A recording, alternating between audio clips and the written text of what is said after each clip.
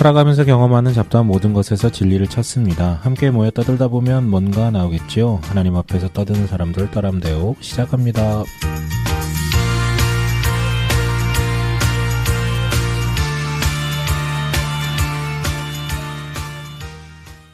네, 반갑습니다. 떠람대오입니다. 먼저 자기소개부터 할까요? 교회 다니는 동네형 임브로입니다.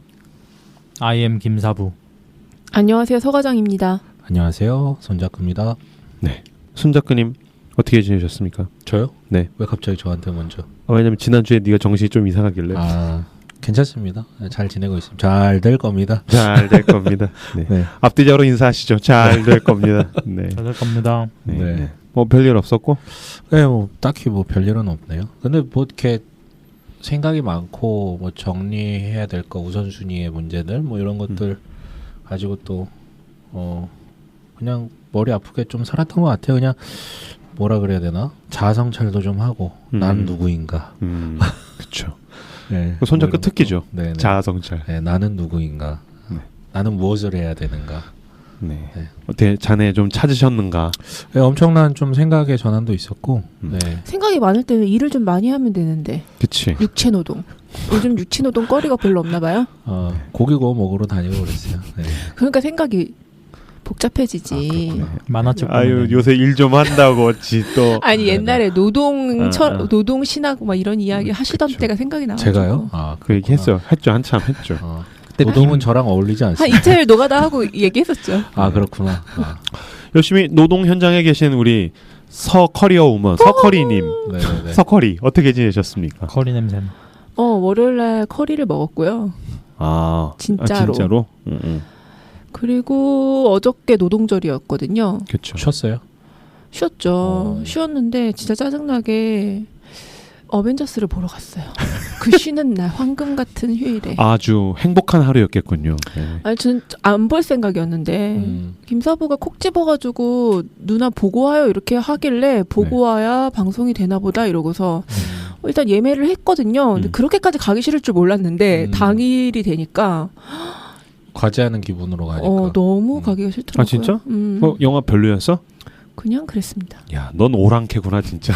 이런 분이 있어야 돼요. 아 그런가요? 난 뭐 원래 계속 재밌게 보던 게 아니니까. 하긴 내 주변에도 근데 뭐 솔찬히 있더라고. 재미가 없다.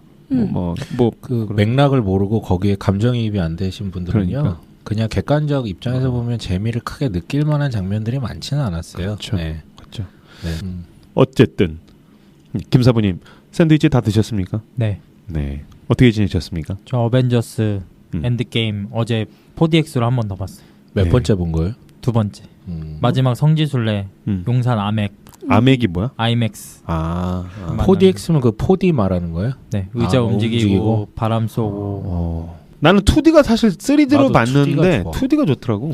저도 원래 4DX 인피니티 워 때 보고선 짜증났었거든요. 그게 물 뿌리는 게 있어요. 그래서 안경 쓴 사람은 안경 닦기 영화관에 갖고 들어가지 않으니까 물도 약간 좀 오래된 거 같은 거 뿌려가지고 약간 그거 되게 찝찝한데 이번 4DX는 물도 안 뿌리고 그 감독인 루소 형제가 촬영팀이랑 협의해가지고 4DX에 최적화된 액션 씬들로 구성을 했다고. 그러니까 그게 최적화가 안 된 영화를 그냥 4DX에다 갖다 트는 거랑 최적화를 시켜가지고 트는 거랑 완전 천지 차이인데 이번에 제가 딱 봤었을 때도 와 진짜 대단하다. 진짜 그래. 감독들도 공부 많이 해야겠다. 그럼 네. 장난 아니죠. 그 아이맥스라는 것도 그냥 갖다가 아이맥스로 트는 거랑 아이맥스용 전용 필름으로 갖다 트는 거랑 완전 천지 차이예요. 네. 그렇죠. 그래서 너무 좋았어요. 네. 뭐 자세한 얘기는 어쨌든 오늘 방송이 그거니까. 네. 네. 댓글이나 읽어주시죠. 네. 떠람대오 애청자님, 육체를 가지고 살고 있는 나는 우린 저마다 나름의 감옥을 경험하며 살고 있다는 생각이 듭니다. 그래서 희망이라는 말이 있는 게 아닐까요? 죽을 때까지 우린 온전한 자유를 누릴 수 없겠지만 그럼에도 불구하고 기뻐하며 살아갈 수 있는 힘의 원천은 바로 그 희망 때문이겠죠. 쇼생크 탈출 3번이나 봤었는데 한 번도 이렇게 깊이 생각하며 보진 않았네요. 방송 들으면서 장면 떠올리며 참 재밌게 잘 들었습니다. 언제 한번 도스토옙스키의 까라마조프가의 형제들 다뤄봐 주시면 어떨까요? 떠람대어에서라면 너무 재밌을 것 같아요. 네. 저도 너무 재밌을 것 같아요, 손 작가님. 정말요. 기대됩니다. 그 밑에 댓글로 서 과장님이 부탁한다고 남겨주셨죠? 네, 아 그래요? 네. 아 그렇군요. 보셨어요? 네. 러시아 소설 싫어합니다. 아 저 까라마조프가의 형제들 야심차게 폈다가 아 이름이 왜 이렇게 길어? 씨발 그러면서 덮었던 기억이 있네요. 저는 까라마조프가의 형제들 봤어요. 네. 근데 하나도 기억이 안 나요. 분명히 그 두꺼운 걸 다 읽었는데 하나도 기억이 안 나요. 살면서 4번 읽으려다가 실패한 첫 소설인 것 같아요. 네. 그렇군요. 너무 재미있었던 것 같은데 기억이 안 나요. 네. 어쨌든 기운 내서 뭐 누군가가 준비를 해줄 수도 아닐 수도 감사합니다. 오리날다 69님 만화에 찬 넌 반가워 댓글 남깁니다. 저도 만화가 키운 사람이거든요. 근데 인부로 발제 내용 중 중대한 오류가 있던데 점점 보물섬 발간 후 소년중앙 가로 어깨동무 새소년 가로 닫고 와 같은 소년 잡지물이 인기를 얻게 된 것이 아니라 소년중앙이 보물섬보다 10년여쯤이나 먼저 창간된 잡지입니다. 제가 소년중앙 세대거든요. 마찬가지로 어미자 선생님이 황미자 작가님보다 훨씬 선배 작가이고요. 순서가 뒤바뀌었기에 알려드립니다. 그리고 질 낮은 명랑만화라는 표현을 하셨는데 절대 그렇지 않고요. 유유 길창덕님의 꺼벙이, 박수동님의 고인돌, 윤승윤님의 요철 발명왕, 두심이 표류기 등등 수없이 많은 질 높은 레전드 명랑 만화들이 어린이들을 울리고 웃기고 상상하게 하고 마음과 생각을 자라게 하였음을 기억합니다. 웃잤던 이번 방송도 너무 재밌게 잘 들었습니다. 이거 수정해 주셔서 너무너무 감사해요. 제가 거의 100년의 시간을 정리를 하다가 보니까 이게 약간 혼동된 것들이 있어요. 이게 질이 맞고요. 그리고 이제 질 낮은 명랑만화라는 표현을 제가 했다면 그건 잘못된 거고 전체적인 질이 검열에 의해서 낮아졌는데 그런 가운데도 어린이 명랑만화라든지 이제 스포츠 만화 같은 것들이 두각을 나타내서 보석과 같은 빛을 발했다라는 것을 다시 한 번 더 말씀드립니다. 근데 이분은 진짜로 만화를 너무 사랑하는 분이라는 게 느껴지고 그러니까 이거를 뭐 찾아가지고 쓰신 게 아니라 그냥 즉흥적으로 그럼 아는 걸 이렇게 가로까지 해가지고 내가 읽었던 만화잖아요. 그럼 지금 자기 이분은. 인생이니까 그러니까요. 그쵸. 참 좋았어요. 네. 영맨맨맹맹 이름이 너무 좋은 방송 감사합니다. 권태하고 무료했던 제 신앙에 생각하고 고민할 거리들을 매 방송마다 던져주셔서 너무 감사합니다. 맹목적으로 그냥 믿어가 아닌 생각하고 고민하며 주님을 따라가는 길을 배우는 것 같아 늘 이 방송 듣는 시간이 은혜가 됩니다. 앞으로도 쭉 좋은 방송 부탁드립니다. 네 감사합니다. 사람요님 선 좋아요 후 청취 갑니다. 임브로님의 의촌도룡이가 아직 생생한데 만화 과연 어떨지 기대하며 제가 좋아했던 만화는 미스터 초밥왕, 용랑전, 더파이팅, 공태랑, 바텐더, 괴짜가조, 의촌도룡이, 쩐해전쟁, 타짜, 심야, 식당, 엠블럼, 테이크투, 산, 메이저, 견신, 기생수, 사채꾼, 우사지마, 절대쌍교, 삼랑이 윈조, 야이바, 드래곤볼, 슬램덩크, GTO, 짱, 크로우즈, 워스트, 강철, 연금술사 등 이거저거 가리지 않고 좋아했네요. 네. 그랬더니 밑에 김사부가 난 뒤지지 않겠다 한 2배, 3배 정도 더 많은 만화 목록을 적어주셨어요. 네. 나가서 싸우십시오. 네. 이상입니다. 네, 팟빵 떠람대호 댓글 게시판에 이렇게 방송 후기를 달아주시면 매주 목요일에 3분을 선정해서 선물을 보내드리고 있습니다. 하나님의 마음 착한 마음을 전하는 컨베이지에서 섬유 향수를 너를 변하게 해줄게. 요거트맨 종로서적점에서 시그니처 2인 이용권을 말씀의 기업 메디마인에서 천연 순식물성 마스크팩을 보내드립니다.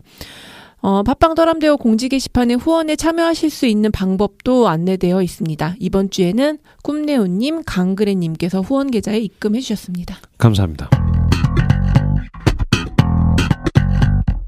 지난주 임브로 예찬에 이어서 오늘 지난주에 예고했던 대로 두둥 드디어 우리 김사부님의 예찬 진행해 주시죠. 제가 우선 이 방송을 준비하게 된 이유에 대해서 간단히 썰을 좀 풀려고 합니다. 왜 이 방송을 갑작스럽게 좀 준비하게 된 거는 제가 원래 임브로의 만화에 이어가지고 다른 에피소드를 준비를 했었는데 이제 상의를 하다가 이 엔드게임을 보고 나서 제가 임브로에게 말했어요. 이거는 안 할 수가 없다.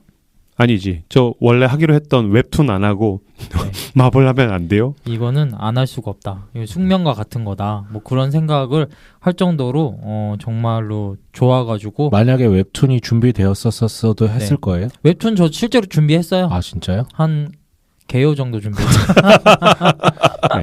그래서 이제 원래 만화 책 내가 하고 그 이후에 2000년 넘어가면서 이제 웹툰 이후로는 우리 김사부님이 하기로 했다가 그리고 딱 그 제가 예전에 페이스북에 썼던 글을 보니까 이번에 엔드게임 리뷰도 제가 남겼는데 작년에 했던 일 페이스북에서 보여주잖아요. 과거의 오늘이라 그래서 딱 이때쯤에 또 인피니티 워드 리뷰를 남겼고 실제로 이때쯤에 마블 스페셜 방송도 떠람대회에서 했었더라고요.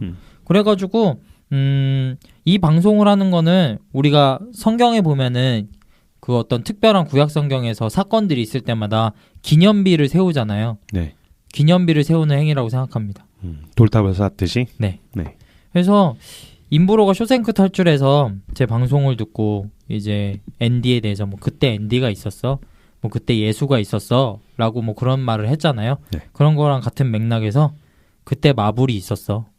물이 아닌가요? 뭐 이렇게 어벤져스가 있었어. 네. 이렇게 두고두고 회자될 역사적인 사건이기 때문에 저희가 역사에 지금 한 가운데로 여러분들을 함께 손잡고 가겠습니다. 하여튼간 뭐 이걸 지금 떠람대호 전체라고 이야기하거나 이건 어떤 일반 보편적 세계라고 이야기하면 이상하지만 네. 김사부에겐 돌탑을 쌓을 만큼 중요한 일이다. 네. 난 그냥 지나갈 수가 없다. 네. 그래서 웹툰 집어던지고 이걸 하게 되었다라는 거죠. 네. 네, 알겠습니다. 그리고 작년에 이제 마블 방송에 대해서 제가 멤버들의 피드백을 받았을 때, 이건 진짜 뭐 쓰레기다.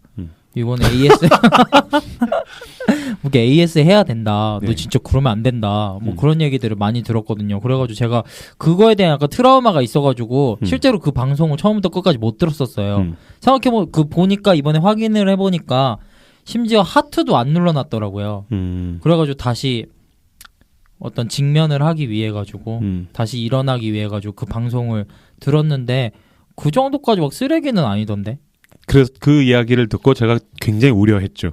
이번에는 뭔가 다를 줄 알았더니 지난번 같은 게 나온 건가 그랬는데 어쨌든 뭐 열심히 준비하셨어요. 물론 2부의 후반부에 그 은혜로운 적용 제 주특기가 나온 거는 네. 지금도 못 듣겠더라고요. 그래서 네. 못 듣기는 했는데 뭐 생각보다 괜찮았어요. 그래서 여러분들이 이거랑 같이 자매편으로 그 마블 시리즈를 들으시면은 네. 마블에 대한 전반적인 세계관에 대한 이해를 갖추시는 데 도움이 될 것 같고요. 네. 어쨌든 이 방송은 작년에 했던 마블 방송에 대한 AS 방송이자 리벤지 방송. 네. 이 어벤져스가 복수하다 뭐 그런 명사가 이렇게 뭐 포함된 단어잖아요. 그렇죠. 그래서 그런 방송이자 또 면제부이자 또한 마블 헌정 방송이자 은혜로운 이야기가 될 거라고 생각을 합니다.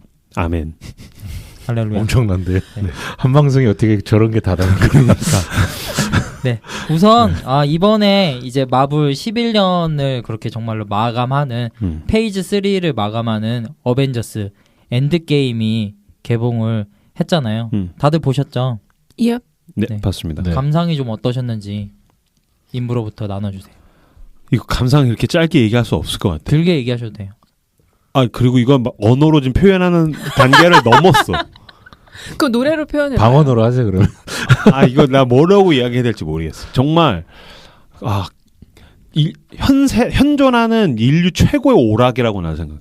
그러니까 엔터테인먼트라 그랬을 때 인간들이 추구할 수 있는 것 중에 현존하는 것 중엔 최고다. 이건 주님이 주신 선물이다. 정말 놀라운 것 같아요. 근데 주에 연달아 2번을 봤잖아요. 네. 한 번을 보고 나서 바로 다시 애매하라 그래서 한 번을 또 본 거예요? 첫날은 개봉하자마자 어떤 우리가 이제 예배를 드리지 않습니까? 예전과 같이 그 맞이하고 영접하는 기분으로 가서 첫날 개봉날 아침에 가서 본 거고, 그다음에 이제 아내가 안 봤기 때문에 아내도 좀 보고 싶어 해서 그래서 이제 사흘 후에 마치 예수님이 부활하시듯이 다시 가가지고서 아내랑 이제 봤죠. 근데 2번 다 너무 만족했어요. 뭐 이거 말할 수가 없는 거야. 그리고 갈수록 마블은 재미있어지는 것 같고, 이거 방송하러 올 때도 뭐 그냥 오늘 가서 쭉 떠들면 되겠군이라 그랬는데 마블에 대한 이야기를 벌써 한 5분 10분 하다 보니까 심장이 뛰고 있어요. 저도 지금 주체가 안 돼요. 장난 아니야. 네. 손자크는요? 저도 2번 봤어요. 자원에서 2번 본 거예요? 자원에서 봤어요. 손자크가 자원에서 2번 볼 정도면 아니요. 그들이 느낀 그 감정은 뭘까 그러고 다시 한번 봤어요. 역시 지적 호기심에 아니 근데 2번째 볼 때가 더 뭉클하긴 했어요. 근데 노골적으로 얘기하면 아이언맨 1을 다시 봤거든요. 어제 집에 가서. 아이언맨 1이 더 감동이 되더라고요. 그러니까 끝을 보고 처음을 보니까 더 감동이 되고, 사실 방금 이제 인부로는 뒤로 갈수록 더 재밌어지는 것 같다 했는데 저는 아이언맨 1이 제일 재밌는 것 같아요. 네, 오히려 네, 초기 그 버전이. 손자크가 저번 마블 방송 때도 똑같은 얘기를 하셨어요. 그러니까 저는 이제 마블 시리즈에 대해서 얘기하면서 약간 점진적으로 1은 재미가 없고 2부터 되게 급수적으로 이렇게 재밌어지면서 확 쭉 올라간다고 얘기를 했는데 반대로 손자크는 더 깊이가 있다고 얘기를 했었거든요. 근데 저도 보고 나서 엔드게임을 보고 나서 이제 1편들을 다시 조금씩 봤는데 정말 깊이가 있고 그런 시작에 대한 서사들이 담겨 있잖아요. 그게 너무 좋더라고요. 근데 왜 드라마도요. 그냥 1부, 2부, 3부 볼 때보다 전체를 다 보고 다시 1편을 봤을 때 처음 맞아요. 봤을 때 못 봤었던 것들, 놓쳤었던 것들 다시 보게 되거든요. 거기서 오는 약간 임팩트인 것 같기도 해요. 그런 것도 있고 저는 그냥 모르겠어요. 제가 느꼈던 감흥만 보면 뭐 이렇게 성찰하고 이런 거 말고 감흥만 봐도 어벤져스 시리즈에서도 그냥 저는 제일 처음에 뉴욕 전투했을 때가 제일 좀 이렇게 제일 흥분됐었고 좀 그런 게 있는 것 같아요. 네. 그렇게 1편들이 재밌는데 왜 떠람대어는 1편이 이상하지? 그거 하트수 제일 많아요. 네. 그렇군요. 네, 알겠습니다. 지금도 그걸 1편을 듣고 바로 접어버리시는 분들이 못 듣겠어. 1편은 그래서 나중에 들으시면은 네. 손자크 그래서 보고 네. 울었어요, 안 울었어요? 두 번째 봤을 때는 뭉클했어요. 사실은 그 아이언맨이랑 이거 뭐 얘기해도 되나? 스포 있는 방송이야? 대놓고 스포 먼저 이거 전제해야 될 방송이라고 것 같아. 맞아, 얘기를 그거 해야 될 얘기하지. 것 같아요. 네. 있어야죠. 네, 저희 오늘 방송은 네. 처음부터 끝까지 스포를 담고 있기 때문에 네. 원하시지 않는 분들은 하트만 눌러주시고 여기서 꺼주시면 감사하겠습니다. 야, 그럼 야, 청취율 이거 진짜. 엄청 안 나오겠는데? 이 정도면 많이 보지 않았을까요? 다 봤을 거야. 아마 볼만한 사람 다 봤을 거고. 네. 저는 그 아이언맨이 누구냐? 페퍼포츠. 아니. 전혀 그 부분에 있어서는 하나도 감동이 없었고 그 스파이더맨을 만나서 막 떠들잖아요. 근데 그냥 말 없이 딱 안아줄 때 엄청 뭉클했어요. 네, 그 장면에서 조금 울었죠, 살짝. 네, 그렇죠. 네. 그렇구나. 사실 처음 볼 때는 조금 무미건조하게 봤어요. 네. 난 뭐 끝날 때까지 뭉클했어. 수시로 뭉클하고. 네. 장난 아니야. 이게 첫 번째 볼 때는 사실 제가 주위에 이제 어벤져스를 전도를 하면서 이제 입문한 막 청년들에게 얘기를 했거든요. 처음엔 그냥 무조건 빨리 가서 2D로 봐라. 보면은 이게 약간 그 스토리를 따라잡아야 된다는 긴장 때문에 몰입이 사실 완벽하지가 않아요. 그래서 스토리랑 대략적인 라인 파악하고 두 번째 가서는 마음 편하게 봐라. 그렇게 얘기를 했거든요. 근데 저도 첫 번째 볼 때는 한 2번 정도 울었는데 두 번째 볼 때는 한 7번 온 것 같아요. 진짜. 마지막에 진짜 막 안 돼! 하면서 막 훌쩍거리면서 제가 영화에서 제일 먼저 울었어요. 네. 그리고 아이언맨이 이제 끝에 가서 죽잖아요. 그러니까 우리가 지금 그 얘기를 계속했지만 1편부터 내가 아이언맨을 좋아해왔던 그 기간이 있잖아. 그 내가 지나고 보니까 내가 지난 그 10년이면 사실 한 세대인데 그 세대를 내가 아이언맨이랑 같이 동행했어. 지금 또 내 차에 그 핸드폰 잭은 차에 달려 있는 거 그건 아이언맨이거든요. 방향제도 아이언맨이었고. 근데 그게 이제 아이언맨이 이제 끝난다고 생각하니까 그것에 대한 어떤 막 아쉬움 막 이런 것들도 되게 겹쳐가지고 아이언맨 죽을 때 막 너무 막 슬펐어 진짜. 저는 애기 신발도 아이언맨이랑 스파이더맨이거든요. 그러니까. 네. 우리 서 과장님은 어떠셨어요?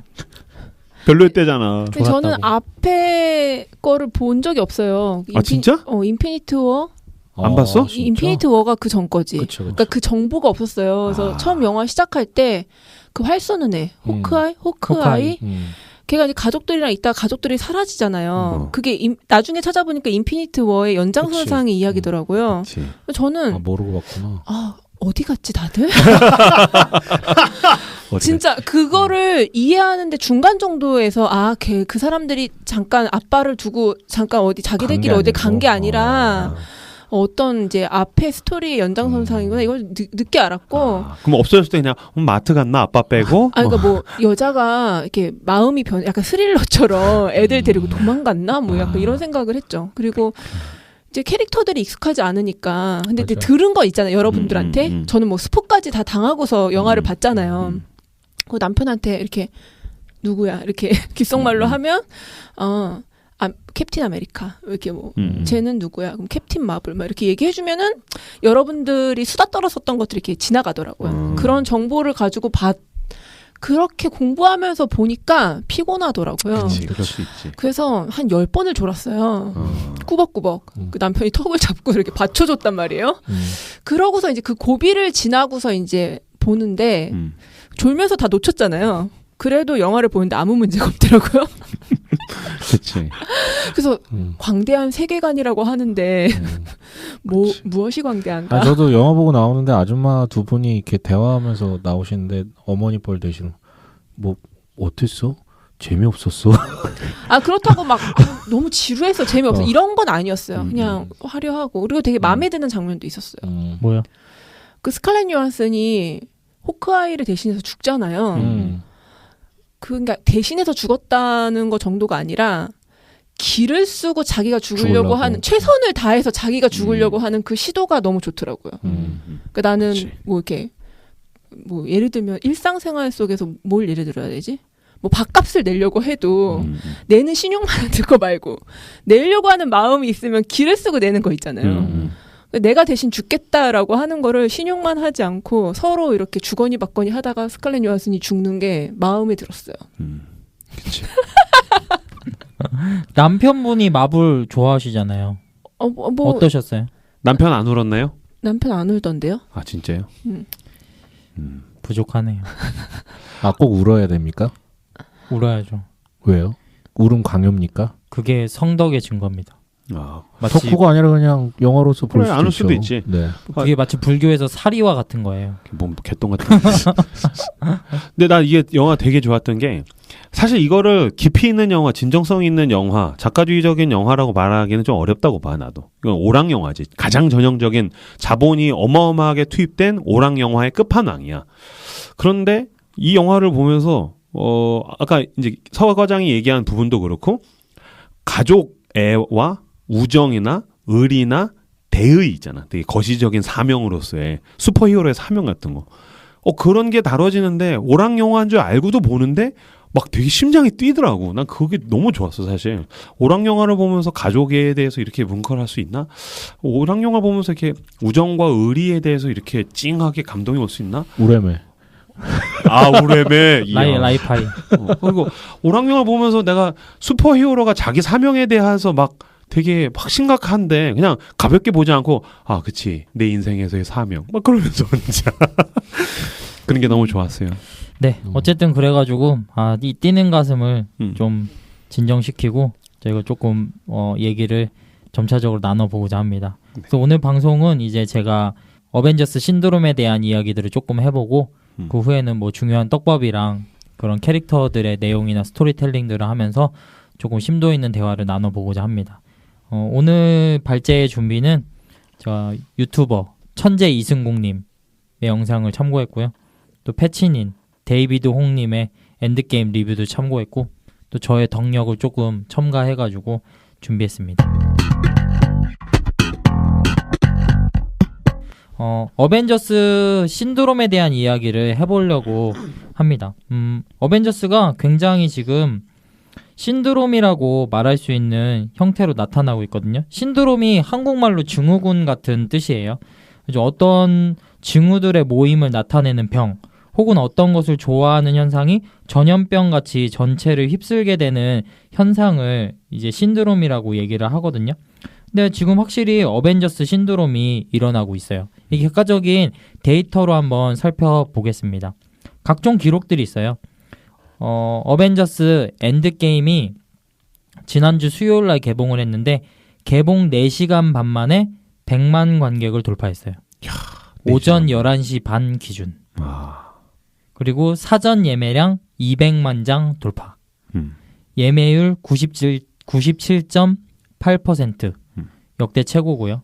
그리고 첫 주에만 12억 달러, 약 1조 4천억 달러를 벌어들였어요. 전 세계적으로? 네. 개봉 5일 만에 빌리언 달러, 즉 10억 달러 이상의 매출을 올린 영화는 엔드게임이 유일하다라고 얘기를 합니다. 북미와 세계에서 모두 흥행 기록을 세우면서 엔드게임은 역대 최단 시간에 빌리언 달러 클럽에 가입된 영화가 되었습니다. 이전의 기록은 어벤져스 인피니티 워로 11일이 걸렸어요. 근데 엔드게임은 이 기록을 5일 만에 달성해가지고 종전의 기록을 6일 앞당겼죠. 한국도 신기록이에요. 7일 만에 700만 명이 돌파했고요. 그리고 하루 지금 8일째 기준인데 지금 800만 명. 그러니까 하루에 지금 100만 명씩 보고 그치. 있어요. 네.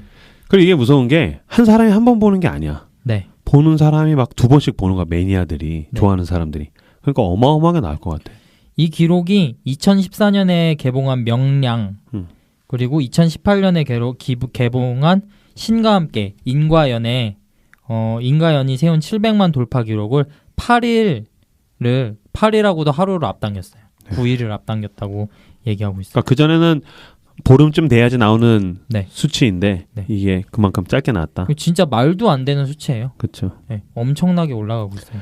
그러니까 요새 이제 어느 그 SNS에서 봤는데 이 신드롬을 드러내는 가장 대표적인 예라고 생각하는 게 자기는 안 봤다라는 거야. 또는 어떤 사람 봤는데 서과장같이 그냥 밍숭맹숭했어. 그 사람들이 굉장히 커다란 소외감을 느끼고 있다는 거야.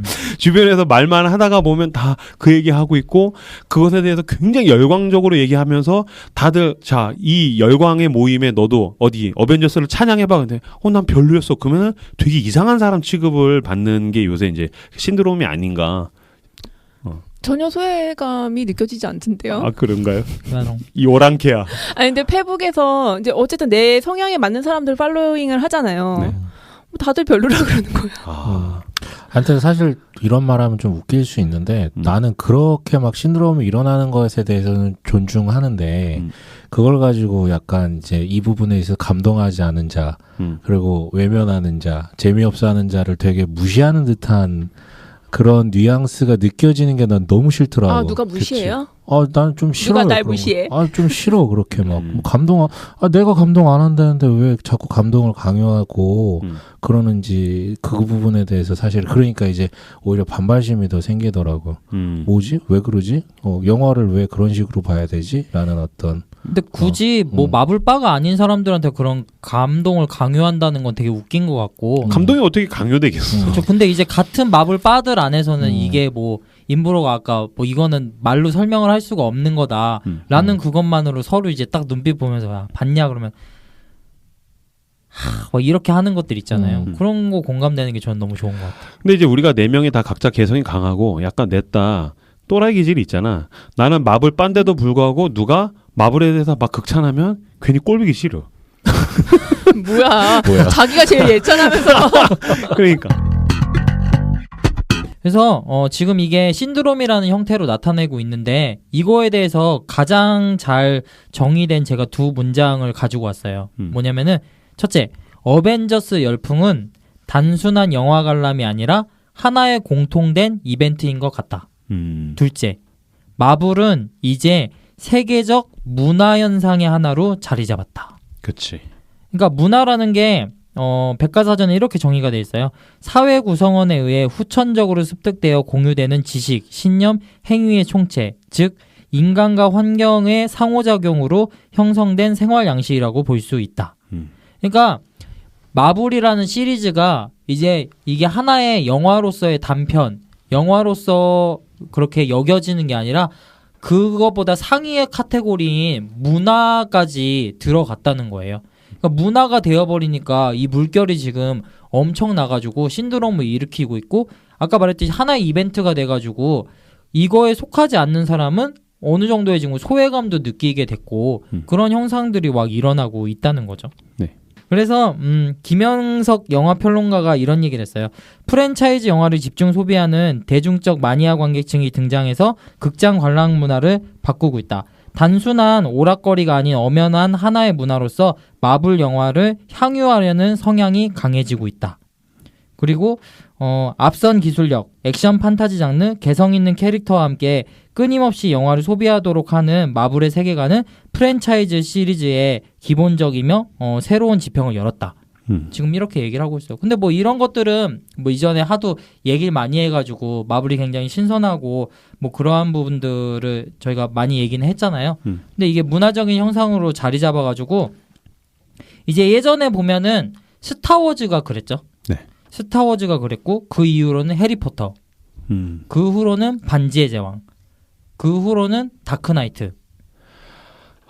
그런데 그런 거랑도 나는 완전히 또 다른 차원이고 더 높은 차원? 뭐 높은 차원이라고 말할 수 없겠구나. 좀 다른 차원이라고 볼 수 있는 게 그동안에 10년 동안에 차곡차곡 히어로들에 대해서 충실하게 하나하나를 다뤄왔어. 그리고 이 모든 히어로들이 총망라되는 게 이제 어벤져스잖아요.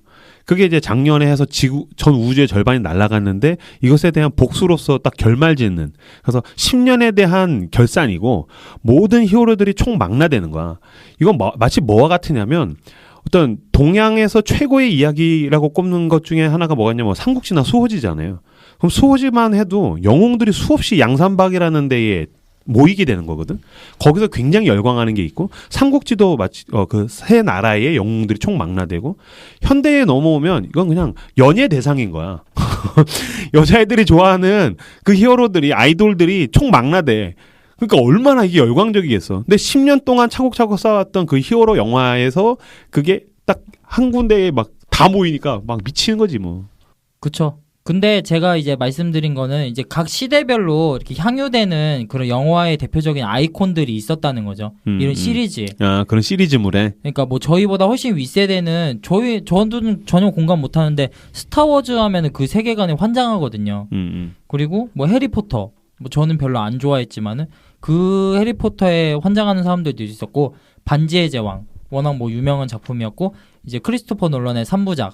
그런 다크나이트 그 시리즈도 굉장했었죠. 근데 이 모든 것들을 망라해도 마블의 11년의 이 종점인 어벤져스 엔드게임에는 미치지 못한다는 거는 저도 심히 동의하는 바예요. 그렇죠. 그리고 이런 문화를 네가 동의하는 게 아니라 네가 주장하는 거예요. 제가 주장하는 서 과장이 그 얘기를 듣자마자 난 동의 못 하겠는데. 아니 뭐 다크나이트나 네. 그 반지의 제왕 같은 거랑은 무게감이 다르잖아요. 그치. 이게 더 무겁다는 거예요? 몸 개똥 같은데. 훨씬 가볍다는 거죠. 그리고 네. 어벤져스 마지막에 막 그 전쟁 씬 같은 거 나오잖아요. 네. 난 그거 보면서도 그냥 어쨌든 비주얼로라도 되게 만족을 해야 되는데 이건 반지의 제왕 오마주인가 약간 이런 생각을 반지의 제왕 했습니다. 그러니까 이야기의 깊이에 대해서는 반지의 제왕을 따라갈 수가 없고 영화의 그 진중함, 작가주의적인 면은 그 다크나이트를 따라갈 수는 없어. 그런데 이렇게까지 폭넓은 층이 그 세계에 열광하는 거는 이거 외에는 없었어.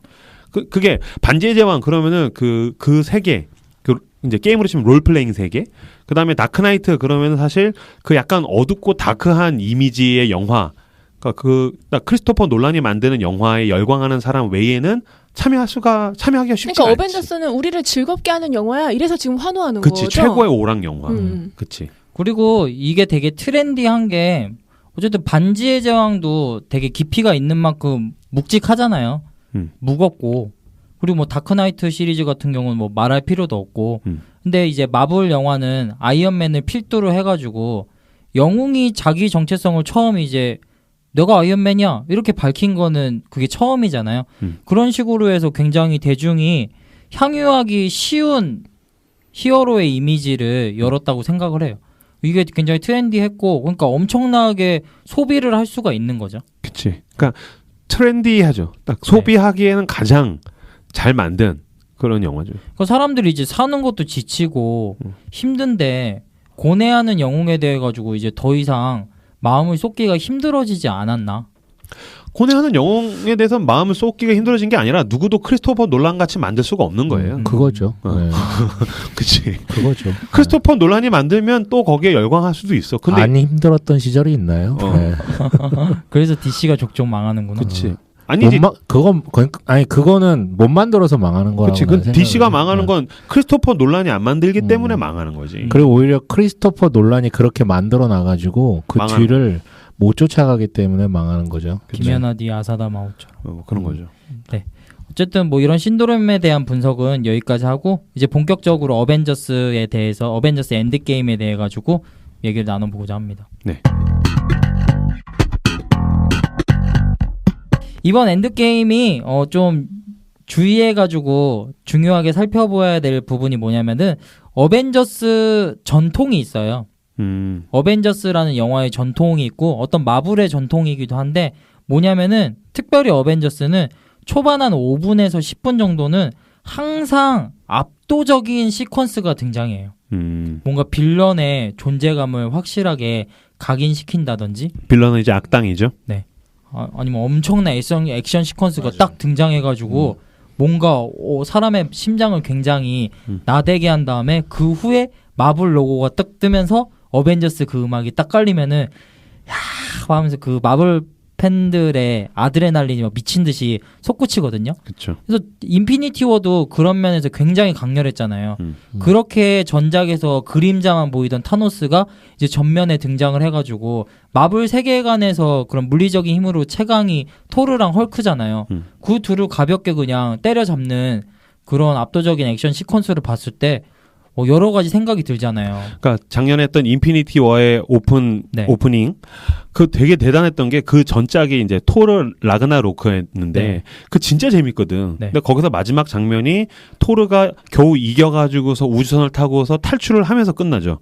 그리고 이제 쿠키 영상에서 그 타노스의 거대한 함선이 등장을 하면서 영화가 이제 마무리되고 어벤져스 인피니티 왔는데 첫 장면이 토르가 너덜너덜해져서 얻어 터진 채로 이제 등장을 하니까 말도 안 돼. 토르는 어벤져스에서 제일 센 애 중에 하나인데 시작부터 저렇게 된다고? 막 그게 이제 압도적이었죠. 그리고 각성한 토르였잖아요, 심지어. 그치. 헐크도 인피니티 스톤의 힘을 별로 이용하지도 않고 그냥 물리적인 힘으로만 때려잡았으니까. 어쨌든 그게 약간 어벤져스의 전통이었는데 이번 엔드게임은 달랐어요.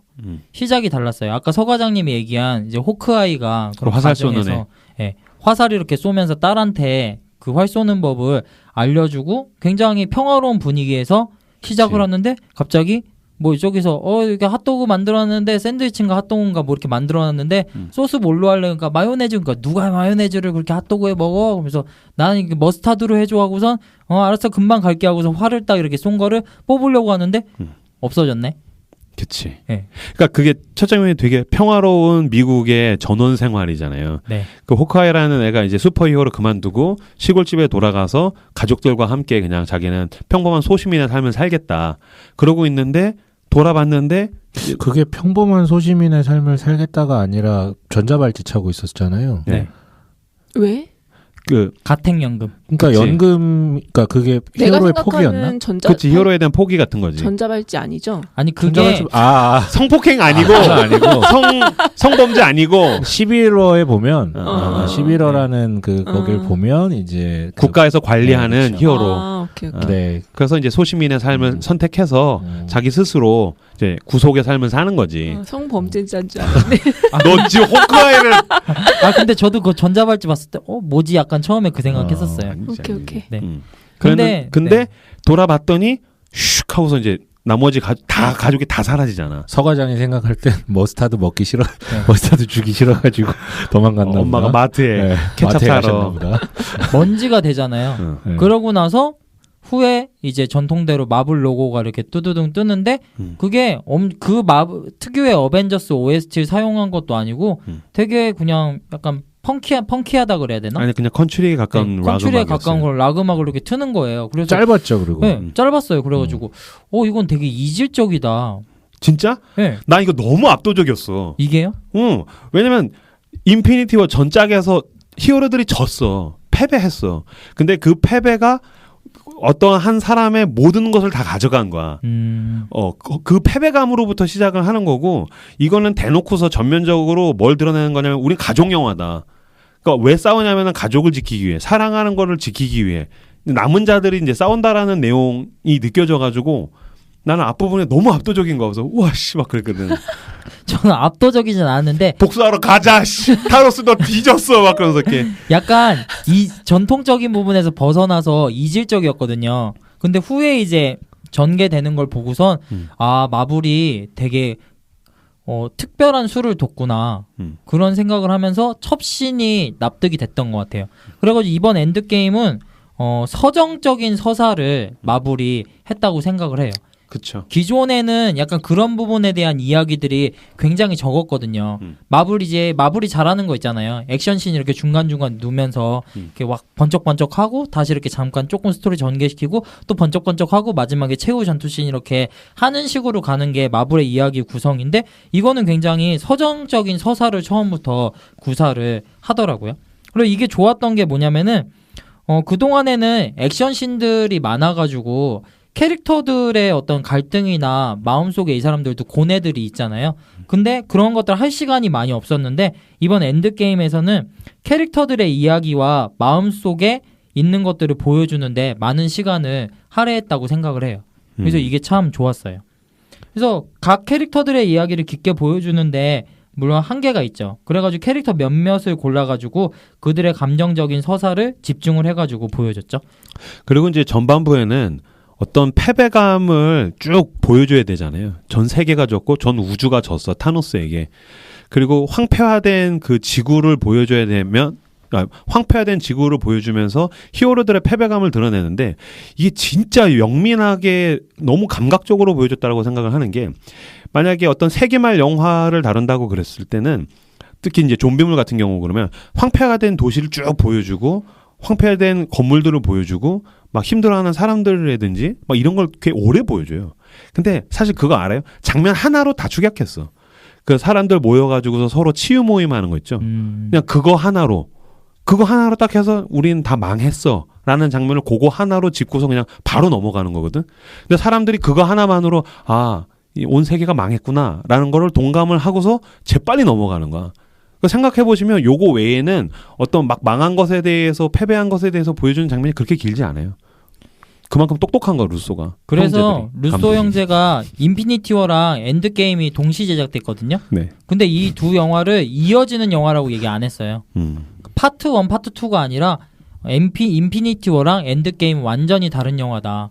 이어지지만 완전히 다른 영화다라고 얘기를 했거든요. 그래서 이런 부분에서 그렇게 했었던 것 같아요.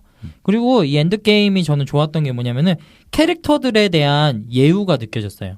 그러니까 어벤져스 1편 뉴욕 사태부터 솔로 무비까지 계속 어벤져스 초창기 멤버들이 지구를 지켜줬잖아요. 우리들의 친구잖아요.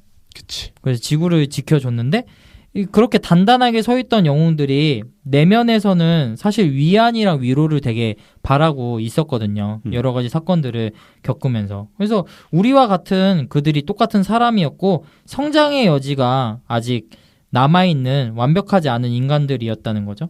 근데 이 엔드게임에서 마침내 그들이 과거 혹은 다른 곳으로 가가지고 자신의 내적 성숙을 이루고 자기가 한 번 더 힘을 내야 하는 확실한 동기를 얻는 서사들을 보여줘요. 이게 너무 좋았어요. 보통 이런 식으로 이제 끝물에 가면은 약간 감독이 그런 생각이 들 수도 있잖아요. 어차피 멤버 이제 갈아치울 건데 실컷 소비나 하자. 그러니까 빨대 꽂고 이제 실컷 이제 빨고 버리자. 뭐 그런 생각을 할 수가 있는데 이제 그런 원년 멤버들을 마지막이라 그래가지고 마음대로 소비를 시키는 게 아니라 기존 멤버들이랑 관객들이 정말로 충분한 시간 동안에 과거를 회상하고 여태까지 시리즈들의 정말 명장면들을 충분하게 돌아보면서 작별 인사를 하는데 중점을 두었다라고 생각을 해요. 그게 너무 좋았어요. 그치. 진짜 너무 좋았어. 과거로 돌아가잖아요. 그러니까 두 가지 의미가 있는 거야.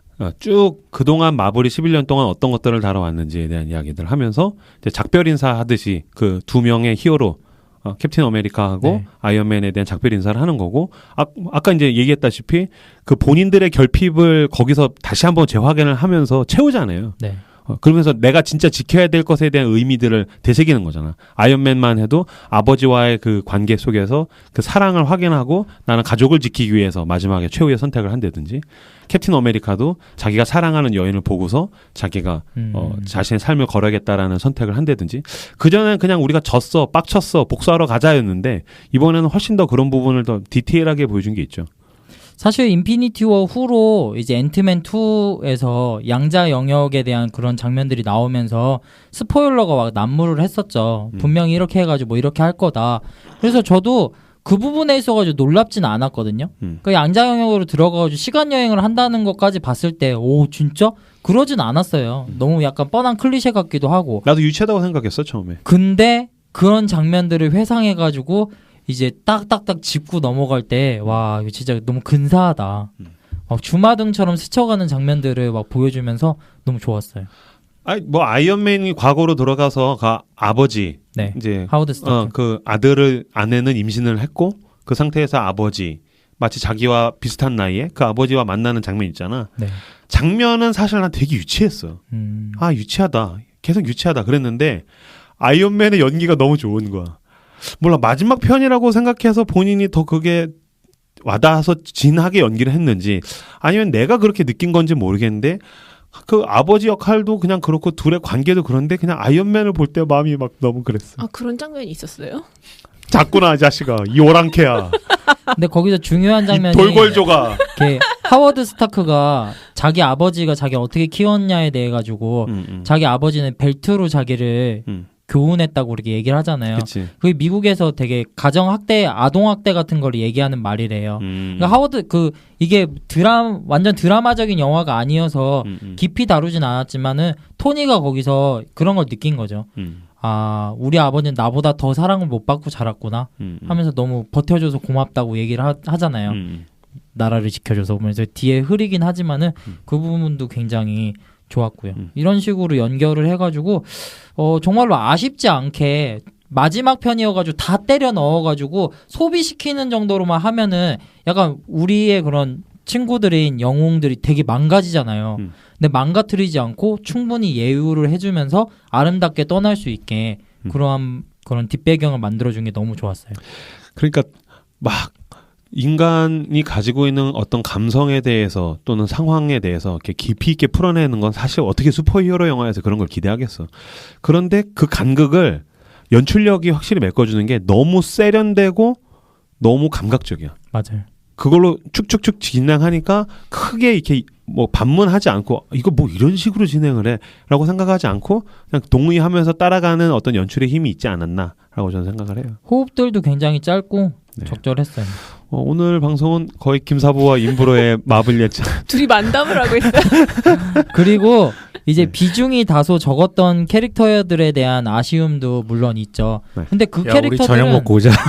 그래야 될 것 같아. 근데 그것도 괜찮은 게 뭐냐면은 어차피 그 캐릭터들은 다음에 또 만날 수 있어요. 네. 그러니까 비중들을 축소하고 이제 약간 몰빵을 하듯이 분량을 몰아줘가지고 딱 어벤져스 처음 원에 그 원년 멤버들에 대한 철저한 예우 그거를 갖춘 게 너무 이번 시리즈에서 좋았어요. 네. 그리고 이 엔드게임의 이제 스토리에 대해서 설명을 드리겠습니다. 전체적인 스토리는 간단해요. 3가지의 틀로 진행돼요. 첫 번째, 인구의 절반이 살아남은 뒤 아이언맨이 무사 귀환 후 현존하는 타노스에게 복수. 그리고 또 다시 살아내는 부분. 이게 첫 번째. 두 번째, 앤트맨의 타임루프 탈출 성공으로 인한 인피니티 스톤 회수 작전을 위해서 원년 멤버들의 집합. 그리고 과거로 돌아가고 인피니티 스톤의 회수. 셋째, 대망의 타노스와 어벤져스의 전투 부분. 이렇게 뭐 간단하다면 간단한 3중 구조로 나눠지고 있어요. 네. 초반에는 약간 잔잔하게 가지만은 이제 그 본격적인 시간 여행을 할 때부터 진짜 시간이 순삭이에요. 그쵸. 제가 방광이 약해요. 그래가지고 인터넷 사이트를 보니까 그 어벤져스 기저귀를 팔더라고요. 아 진짜? 그러면서 거기 whatever takes 그 모든 것을 걸었다라고 그렇게 광고를 하는데 그래가지고 아 이렇게까지 해야 되나 그 생각을 했었거든요. 네. 사실 3시간이 넘는 상영 시간에 화장실 안 간다는 게 쉽지 않잖아요. 그치. 첫날에 제가 영화를 7시 걸 봤는데 2시부터 물을 안 먹었어요. 2시부터 물을 안 먹고 걱정을 했었는데 진짜 시간이 순삭이에요. 네. 한 30분 이후부터는 와, 그 후는 정말 20분처럼 시간이 가거든요. 그치. 굉장히 이런 전개들이 좋았고요. 그리고 각종 뭐 떡밥들이 나오는데 이거는 여러분들이 뭐 제가 유튜브나 그런 데 보면 워낙 많아가지고 아주 간단하게만 짚어드리고 지나가도록 할게요. 네. 뭐냐면은 그 캡틴 아메리카가 이제 타노스랑 싸우다가 방패 다 부러지고 완전히 지려고 할 때 이제 막 무전이 들리면서 이렇게 닥터 스트레인지가 그 시공간 워프존을 만들잖아요. 그때 들리는 얘기가 On Your Left라는 얘기예요. 뭔지 알아요? 그러니까 이제 마지막 장면에서 그 캡틴 아메리카가 싸우다가 이제 지쳐서 쓰러지죠. 네. 그러니까 타노스가 야 니네 다 끝났어. 난 완전히 여기를 짓밟아 버리겠어. 그래서 이제 우주에서 대군대가 오잖아. 네. 근데 이제 캡틴 아메리카의 특기 나는 오늘 끝까지 하루 종일 포기하지 않고 싸울 수 있어. 그래서 또 일어나서 쪼개진 방패를 들고서 일어섰는데 갑자기 어디선가 무전 소리가 들리고 하늘 위에서 동그라미, 그 불타는 동그라미가 그려지죠. 네. 불타는 동그라미는 이제 닥터 스트레인지가 만드는 시간 루프하는 차원의 홀인데 거기 이렇게 쭉 생기면서 갑자기 on your left라고 하네. 네. 네. 그 얘기가 들린다는 거죠. 네. 아니죠. 생기기 전에 들리죠. 아 그런가? 네. 그 on your left 그러면서 쭉 생기는 거지. 네. 네. 그게 캡틴 아메리카 윈터 솔저에서 그 흑인인 샘이랑 처음 만났을 때 캡틴 아메리카 엄청 빨리 달려가면서 걔한테 계속 하는 얘기였어요. 조깅할 때, 네. 조깅할 때. 온열 레프트 왼쪽 봐, 왼쪽 봐. 계속 몇 번이고 하잖아요. 그 얘기를 한 거고 또 그 엘리베이터 씬에서 캡틴 아메리카 그 장면에서 사람들이 많이 웃었는데 헤이 라이드라 그러면서 그 위기를 벗어나잖아요. 그것도 윈터 솔저 그 씬을 오마주 한 거잖아요. 그렇죠. 그 윈터 솔저에서 그 씬이 나오죠. 거기서 네. 엘리베이터에서 엄청나게 싸우잖아 서로. 네. 사실 지 동료들인 줄 알았더니 다 하이드라 나쁜 애들이어가지고 싸웠는데 나도 이번에 당연히 싸우겠구나라고 그랬는데 모든 사람들이 다 그렇게 갑자기 귓속말로 하이드라 그래서 완전 빵 터졌어. 네, 그 장면도 굉장히 좋았고요. 그리고 캡틴 아메리카가 또 과거로 돌아가서 똑같은 캡틴 아메리카 만나잖아요. 그걸 몇 번 이렇게 합을 주고받는 처음 합을 주고받는 게 11화에서 그 아이언맨의 빔을 막는 캡틴의 장면 한번 오마주했고 그러고 나서 한번 합을 주고받은 다음에 이제 과거에 있던 캡틴 아메리카가 I can do all this day 그 대사를 하잖아요. 그러니까 원래 캡틴이 그걸 듣고 알아 나도 약간 좀 짜증나는 투를 한 것도 굉장히 재밌었고요. 그 다음에 뭐 유명한 얘기는 뭐 치즈버거. 아이언맨 그 마지막에 그 이제 아이언맨의 딸인 모건이 그 요원이 그 톤이랑 친했던 요원이 뭐 먹고 싶냐 그러니까 치즈버거 먹고 싶다 그랬잖아요. 그 이제 아이언맨의 장례식이 끝난 다음에 집 앞에 오두막집 앞에 앉아가지고서 네. 운전기사지. 네. 운전기사 겸 비서인데 그 퉁퉁한 사람. 그 사람이 존 파브로예요. 아이언맨 1 만든 감독이에요. 아 진짜요? 네, 걔가 감독이에요. 헐. 아이언맨 1을 만든 감독인데 자기가 이제 운전기사로 출연을 했거든. 걔가 이제 그 모건 그 역할 중에 딸하고 이제 앉아서 너 뭐 먹고 싶냐? 그랬더니 그 딸애가 치즈버거. 그래서 이렇게 치즈버거 먹고 싶어요. 그러죠. 그때 이제 뭐 하루 뭐 많이 사줄게 아저씨가 뭐 그 얘기하죠. 아이언맨 1에서 토니가 그 동굴에서 빠져나왔을 때 필요한 거 있냐 그랬을 때 일단 치즈버거 갖고 오라고 그 얘기를 했었죠. 치즈버거 먹는 장면 되게 많이 나오죠. 실제로 토니가 마약 중독에서 벗어나게 해준 그런 촉매제와 같은 음식이 치즈버거였죠. 로다주. 네, 로다주. 그리고 어벤져스 어셈블. 모든 시리즈 중에서 이번에 첫 번째로 나왔는데 코믹스에서 캡틴 아메리카가 항상 적들이랑 싸울 때 그 씬을 설명을 해주고 얘기를 해야 될 것 같아. 그냥 어벤져스 어셈블 그러면 듣다가 그래도 헷갈릴 수 있으니까. 다 알지 않을까요? 그래? 네. 아무리 그래도 중구난방으로 해가지고 오케이. 마지막에 캡틴 아메리카가 아까 말했던 그 닥터 스트레인지가 열었던 그 공간으로 모든 히어로들이 다 총 출동하는데 약간의 여운을 두고 나서 딱 다시 자세를 가다듬고 어벤져스 한 다음에 작게 얘기하더라고. 저는 어셈블 크게 하는 줄 알았더니 두 번째 봤더니 어셈블 이렇게 하는데 와 그 부분에서 아는 사람들은 다 전율을 느꼈거든요. 왜? 코믹스에서 캡틴 아메리카가 이제 적들이랑 싸울 때 항상 하는 말이 그거예요. 아 어셈블이야? 네, 약간 집결. 뭐 이제 출격 준비 그렇게 하는 건데 그거에 원래 에이지 오브 울트론 어벤져스 2에서 마지막에도 캡틴 아메리카가 어벤져스 한 다음에 하는데 잘라요. 그래서 팬들은 그걸 항상 기다리고 있었거든요. 근데 마지막에 탁 나올 때 와 하면서 감탄이 나왔었죠. 그리고 엔딩에서 이제 패기 카터랑 캡틴 아메리카가 마지막에 춤을 추잖아요. 그것도 원래 그 스티브 로저스가 캡틴 아메리카가 되기 전에 막 이렇게 왜소하고 키도 작고 그랬을 때 그 패기 카터랑 그 차를 타고 가면서 막 찌질한 얘기를 해요. 난 키도 작고 막 이렇게 어좁이어가지고 평생 인기도 없고 연애는 못하겠죠. 좋아하는 사람을 춤추는 것도 상상할 수 없을 거예요. 뭐 그런 얘기를 해요. 근데 나중에 이제 막 크고 이렇게 되고 그러니까 패기 카터가 그 캡틴 아메리카랑 다른 동료가 있을 때 뭐 좋아하는 운명의 상대가 나타나고 그러면은 춤을 출 수 있겠죠. 그러면서 춤이 그게 되게 캡틴 아메리카랑 패기 카터에게 중요한 연결고리예요.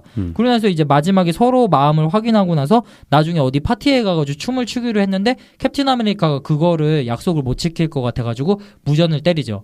그 약속 못 지킬 것 같아. 그러니까 패기 카터가 토요일로 미뤄가지고 뭐 기다릴게요 얘기를 하는데 결국 그렇게 캡틴 아메리카가 미션을 수행하다가 냉동인간이 돼가지고 70년 후에 깨어나잖아요. 근데 이번에 마지막 엔딩씬이 춤을 추는 장면으로 끝나잖아요. 그거 되게 의미가 있는 거죠. 그쵸. 그리고 그 아이언맨 장례식장에서 그 페퍼포츠가 토니에게 따뜻한 마음이 있다는 증거로 그 아이언맨 1에서 나온 그 아크로 원자 있잖아요.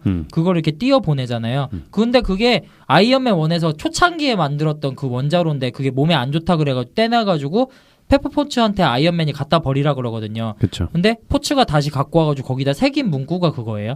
토니에게 따뜻한 마음이 있다는 증거. 그걸 그대로 사용을 해가지고 줬죠. 그리고 나서 그 아크 원자로를 보면은 이렇게 빨간색이랑 은색 조합으로 이렇게 돼 있는데 그게 양자 영역에 들어갈 때 보면은 그 어벤져스 멤버들이 슈트 입고 나서 이렇게 손을 모아가지고 하이파이브 하잖아요. 네. 그 장면이랑 똑같이 생겼어요. 아. 그걸 일부러 그렇게 했고요. 그리고 장례식장에 이렇게 다 보면은 그 토니를 추억하는 사람들이 많이 왔잖아요. 자세히 보면 약간 출연료랑 상관이 있어요. 아. 출연료 순서대로 이렇게 앞에 서 있는 것처럼 이렇게 나오는데 마지막에 한 3번째쯤에 보면은 완다랑 그 윈터 솔저 뒤에 보면은 어떤 되게 훈훈하게 생긴 남자애가 있어요. 키 크고. 네. 남자애 하나 있죠. 네. 걔가 아이언맨 3에 나왔던 토니를 잠깐 도와줬던 꼬맹인데 후에 2대 아이언맨이 될 것 같다는 떡밥으로 남겨졌고요. 그렇죠. 그리고 뭐 마지막에 했던 뭐 I am 아이언맨 이거는 뭐 말이 필요 없는 너무나 유명한 명대사고 그리고 또 자비스가 실제로 나와요. 하워드 스타크가 이렇게 마지막에 토니 스타크랑 얘기를 하고 갈 때 뭐 자비스 이렇게 얘기하는데 그 사람이 실제 자비스였죠. 그러니까 자비스는 이제 아이언맨이 쓰는 그 인공지능의 이름이었는데 네. 걔가 이제 실제로 보니까 아버지의 운전기사였던 거죠. 그러니까 토니가 어렸을 때부터 항상 비서로 봐왔던 아버지 아저씨니까 자비스. 그걸 따가지고 그치. 자비스라고 얘기를 한 거예요. 네. 뭐. 근데 보니까 그 사람이 비전 맡았던 그 배우라는 맞아요. 말이 있는데 맞아요. 진짜? 네. 난 아닌 것 같은데 두 번째 봤을 때도 보니까 아닌 것 같은데. 그 자비스 성우 자비스의 그러니까 성우가 비전의 말이에요. 인공지능의 목소리가 네. 비전을 맡은 그 배우의 목소리예요. 아 근데 비전을 맡은 그 배우가 있잖아. 아 그건 아니죠. 그건 아니죠. 그 사람은 아니잖아. 그건 사람 아니죠. 근데 그 사람이라는 말도 있더라고. 아니야. 아니, 절대 다르게 아니야. 생겼어요. 네. 내가 보니까 다르게 생겼어. 비전이랑 다르게 생겼어. 그래서 이런 떡밥들에 대한 회수들이 중요한 굉장히 되게 중요한 거야. 너 이거 오랑캐야. 되게 많이 나오잖아요. 근데 이게 안 엔드게임이 왜 좋았냐면은 이것들이 하나하나 나오니까 너무 반가운 거예요. 그치. 11년 동안 이제 우리가 봐왔던 거에서 다 떡밥을 회수해 주니까 이 하나하나 디테일을 아는 사람들이 너무 좋았는데 이제 모르시는 서 과장님 같은 분들은 이게 무슨 떡밥이야? 그냥 그 소품들을 이벤트적으로 그렇죠. 사용한 거 이건 아니야? 떡밥이나 복선이 아니라 그치. 예전에 있었던 것을 되살려가지고 추억할 수 있게끔 그치. 했기 때문에 떡밥은 거기에 뭔가를 그치 덕력이 있는 사람 너무 막 맞아 옛날에 이런 장면이 있었는데 하는데 뭐 거기에 팬심도 없고 이 흐름에 대해서 무지하거나 이러면은 영화적으로 재미가 하나도 없는 거지. 옛날 얘기하는 거니까 나는 전혀 공감할 수 없는. 떡밥이란 말을 수정해서 약간 선물 같았어요. 그렇지. 선물이라고 해야겠지. 숨은 뭐라 그러지? 보물찾기? 근데 그만큼 자기들이 만들어 왔던 영화에 대해서 충실하게 그 연장선에서 어떤 일종의 헌정같이 만들었다라고 생각을 하면 되겠지. 그러면서 김사부가 떡밥 회수라는 단어를 굉장히 자주 사용하는 데는 나도 이렇게 좋아하진 않지만 이건 뭐 떡밥을 회수했다라고 볼 수도 있죠. 그걸 잘 껴맞췄어. 워낙 그러니까 정교하게. 처음부터 나중에 이걸 떡밥을 쓸 거야라고 했던 건 아닌데 그건 아니지. 이 영화를 만들다 보니까 과거에 있었던 장면 중에 함께 이제 그치. 버무릴 수 있는 장면들을 뽑아왔는데 그게 너무 탁월했다라는 그치 거죠. 그치. 섬세하고 네. 너무 정교했어. 근데 깨알같이 나는 보는 재미가 마블 시리즈를 보면서 사실은 이런 히어로물이라든가 오락영화라고 볼 때는 사실 장면의 어떤 화려함에 집중을 하잖아요. 논리적인 어떤 연계성이라든가 뭔가 이런 어떤 소위 말하는 왁구가 이렇게 맞지 않게 그냥 오락물로서 재미난 장면들을 만드는 데 집중하는데 나는 정말 그 마블 영화 특히 어벤져스라든가 이렇게 종합해가지고 할 때 오락 영화고 히어로물이고 이게 굳이 그런 논리적 연결성이 중요하지 않고 정합성이 중요하지 않은 영화임에도 불구하고 너무 잘 맞물려 가는 거예요. 이런 것들이. 나는 이런 부분에 있어서 정말 탁월하다라고 생각을 하긴 해요. 손자크가 얘기한 부분에서 오는 되게 그런 예기치 못했던 기쁨이 있었던 것 같아요. 액션에 비중을 둘 줄 알았는데 이렇게 깨알같이 다 맞춰주네. 왜냐면 어떤 CG를 활용하는 그 화려함으로는 더 이상 사람들이 열광하지 않는다는 거는 이미 드러났다고 생각해요. 뭘 보면 알 수 있냐면 트랜스포머. 그 로봇 계속 나오고 계속 싸우고 계속 액션이 있는데 너무 지루한 거야. 트랜스포머를 보다가 잤다니까 나중에. 저도요. 너무 지루해. 4DX로 봤는데 잤어요. 결국엔 사람을 열광하게 만드는 건 그 이야기 속에 그 사람이 들어가게 만드는 거거든. 그런 면에서는 이건 완벽한 오락 영화라는 거지. 사실 그 아이템, 그다음에 그걸 끼워 맞추는 것들, 그다음 그것을 보완하는 포장지 같은 세련됨, 감각 이런 게 뭐 전체적으로 그냥. 네, 너무 좋네요. 네. 네, 여기까지 하시고 잠깐 쉬었다가 2부에서 계속해서 진행하도록 하겠습니다. 잠깐 쉬시죠.